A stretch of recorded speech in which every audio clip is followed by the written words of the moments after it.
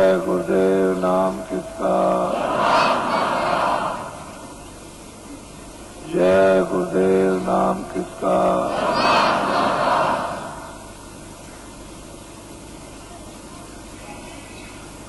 ओम ज्योतज्ञ दीर्घाकार संगठन की, ओम ज्योतज्ञ दीर्घाकार संगठन की, ओम ज्योतज्ञ दीर्घाकार संगठन की।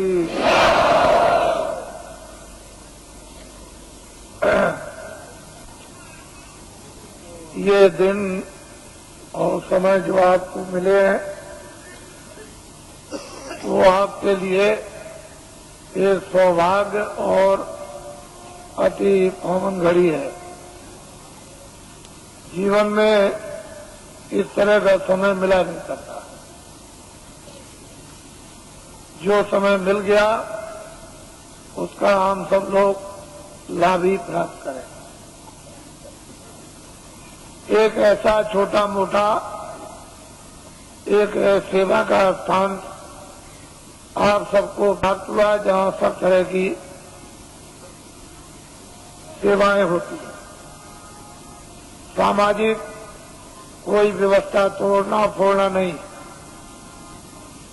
ना पुरानी बिगाड़ना नई बनाना।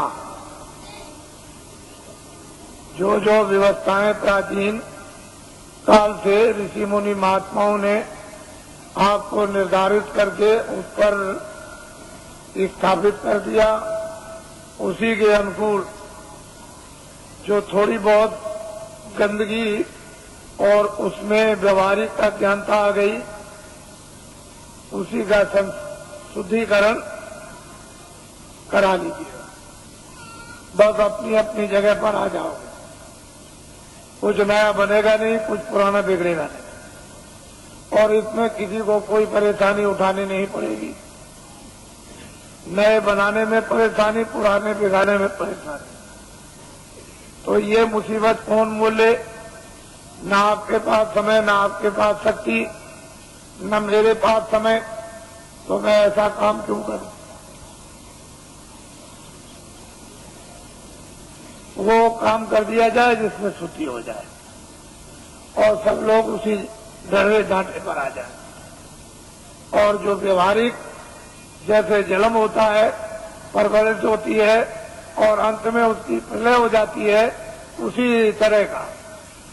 अब जन्म तो आपका हो गया और परवरिश हो गई, तो अब आपको क्या करना है ये जानकारी आपको होना चाहिए।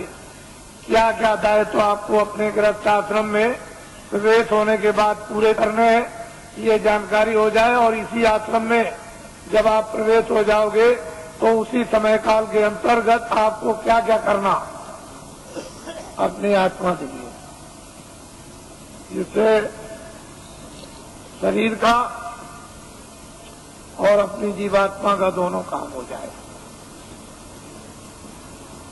ये भी, इसका भी पूरा पालन पोषण और निरोगता और इसी में रहकर के जीवात्मा का जागरण और ज्ञान, साथ ही साथ मौत मरने के पहले मुक्ति और मोक्ष।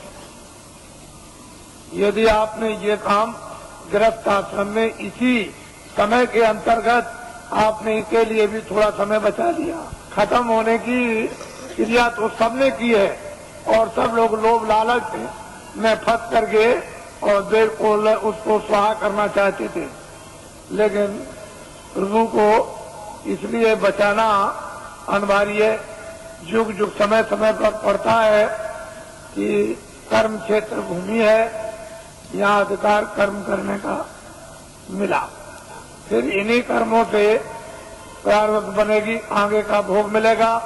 भोग जब मिल जाएगा तो उसको भोग लो और उसी भोग के साथ साथ कोई और नया कर्म कर लो तो आगे का मिल जाएगा। और उसी के साथ साथ अगर आपने अपने आप को जगा लिया तो भोग भी भोग लोगे और इससे इसलिए छुटकारा पा जाओगे कि आगे कोई ऐसा कर्म आपके पास नहीं होगा जो दोबारा प्रारब्ध हो जाए तो आप निवृत्त हो जाओगे, कल्याण हो जाएगा।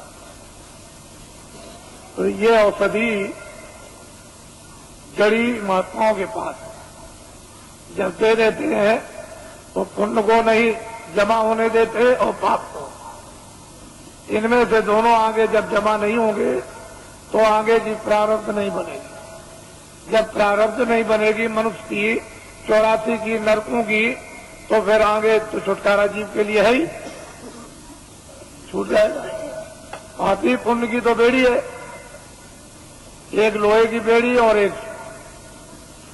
सोने की बेड़ी, लेकिन दोनों अगर बांध दिए जाए तो कोई काम नहीं करता।